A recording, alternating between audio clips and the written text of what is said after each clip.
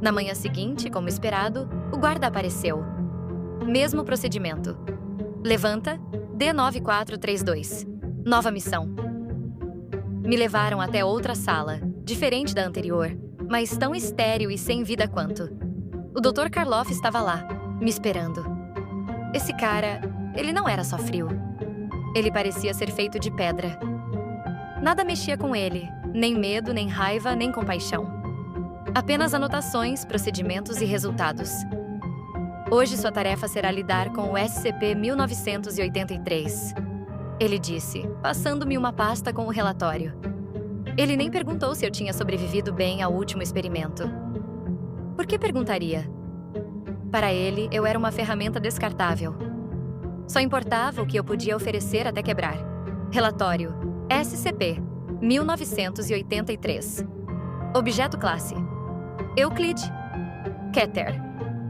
Descrição: SCP-1983, também chamado de A Casa Sem Porta, é uma estrutura localizada no interior dos Estados Unidos.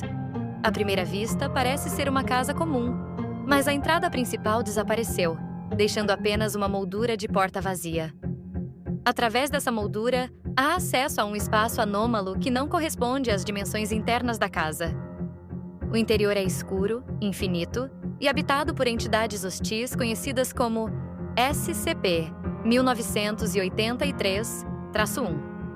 SCP-1983-1. Criaturas humanoides cobertas de sombras. Suas formas são inconsistentes, mas possuem olhos brilhantes e vermelhos que parecem flutuar no vazio. Contato direto com o SCP-1983-1 resulta na morte imediata da vítima. Relatórios indicam que as criaturas arrancam o coração das vítimas, deixando o corpo intacto, mas vazio. O único meio conhecido de eliminar SCP-1983-1 é através do uso de objetos religiosos, como crucifixos ou rosários, que parecem repelir ou até destruir essas entidades temporariamente. Procedimentos de contenção. SCP-1983 foi isolado, e ninguém deve atravessar a moldura da porta sem autorização direta. Entidades SCP-1983.1 que saem da moldura devem ser eliminadas utilizando objetos religiosos. Eu fechei a pasta, olhando para Karloff. Vocês querem me mandar para dentro dessa casa? Ele acenou com a cabeça, indiferente. Sua missão é simples: entrar, coletar dados visuais e trazer um dos objetos encontrados lá dentro. E as coisas lá dentro? As criaturas? Você recebeu crucifixos. Ele respondeu, apontando para uma pequena caixa com vários itens religiosos. É o suficiente. Agora, equipe-se e vá. Simples. Para ele, tudo era sempre simples. A missão. O transporte foi rápido. Quando chegamos, vi a casa. Pequena, desgastada, cercada por uma cerca de madeira quebrada. Não havia nada de especial nela à primeira vista, mas, quando me aproximei, senti algo. O ar estava diferente. Era pesado, sufocante. 2 guardas me entregaram um crucifixo e uma lanterna. Boa sorte, disse um deles, com um sorriso que não tinha nada de sincero. A moldura da porta estava aberta, mas o que estava além dela não era normal. Era como olhar para um buraco negro. A escuridão parecia viva, pulsando, como se estivesse me esperando. Entre, D9432. A voz de Karloff ecoou pelo rádio.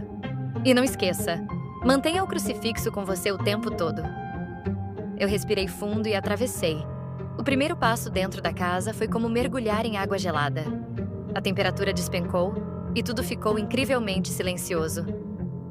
A lanterna parecia ser engolida pela escuridão, iluminando apenas um pequeno espaço à minha frente.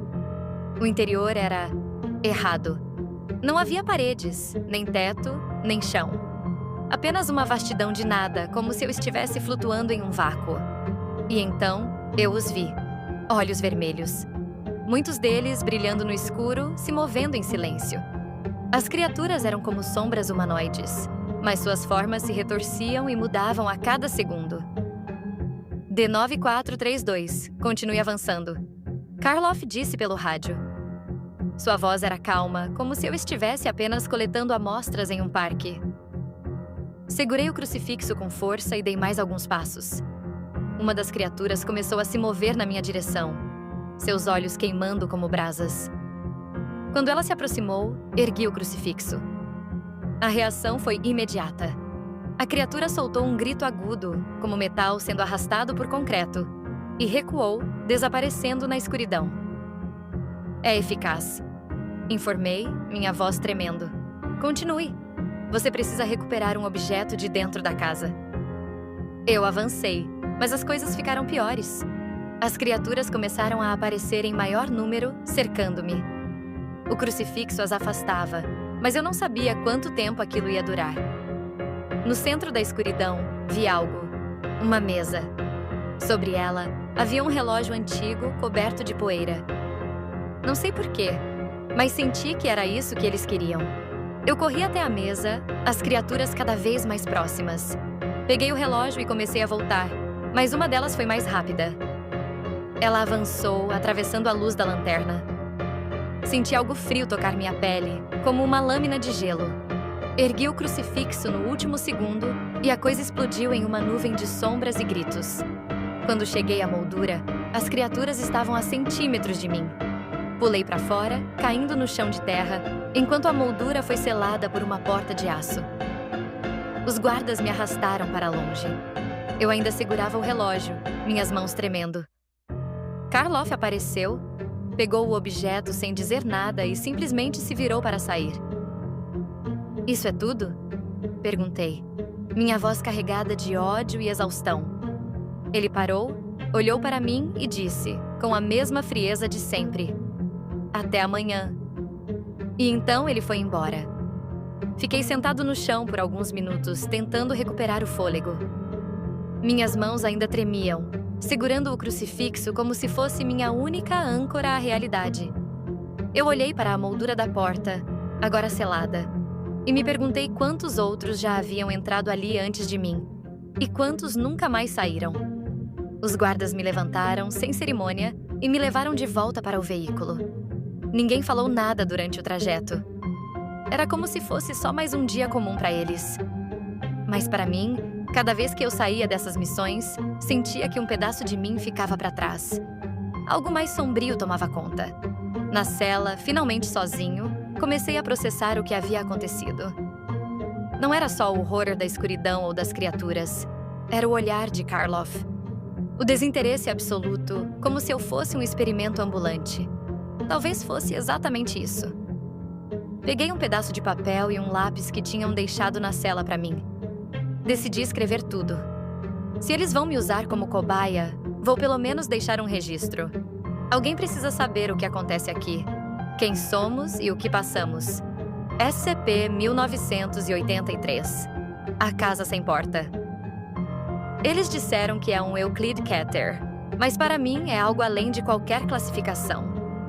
Não é só a casa. É o que ela representa. Um buraco na realidade, onde coisas que não deveriam existir espreitam. Não sei se é um portal para outro lugar ou uma armadilha para almas perdidas, mas sei que o que está lá dentro não pertence a este mundo. O relógio que trouxe, o que será que tem de tão importante? É só mais uma peça de um quebra-cabeça que a Fundação insiste em montar, sem se importar com as vidas que custará.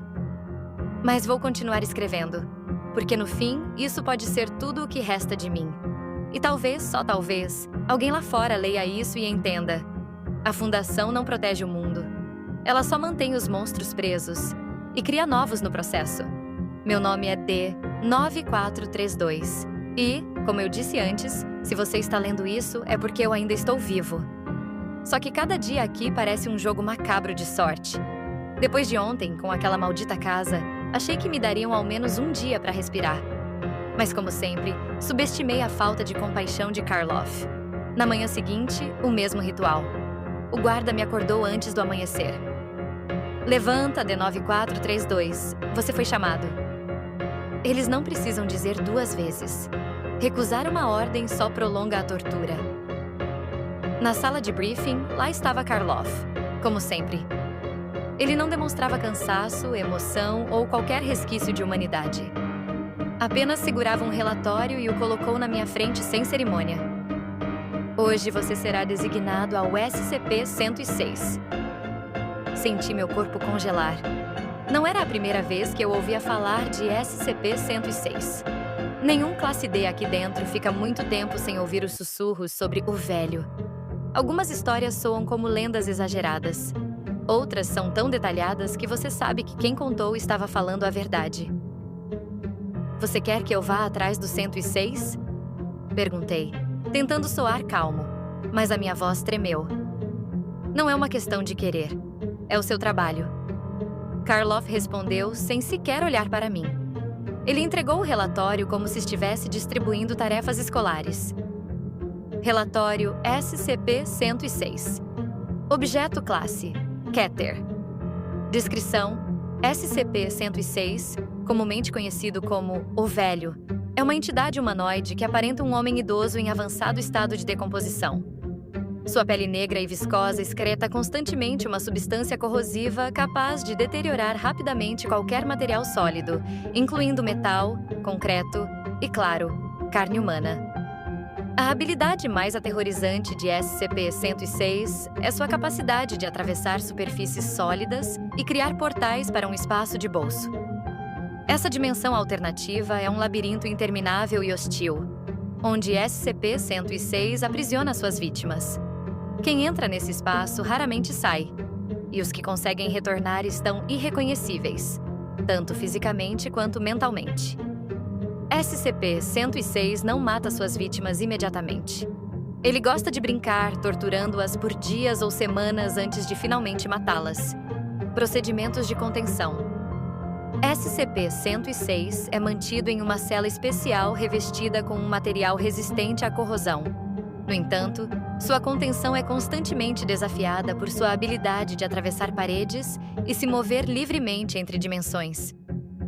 Eu li o relatório, tentando ignorar a bile subindo pela garganta. Karloff, como sempre, parecia indiferente. O que exatamente vocês querem de mim? Perguntei, sentindo a raiva brotar. Simples. Você vai entrar na ala onde SCP-106 escapou. Sua tarefa é atrair a entidade para um ponto específico, onde nossa equipe poderá ativar os procedimentos de contenção. Vocês querem que eu seja isca? Murmurei.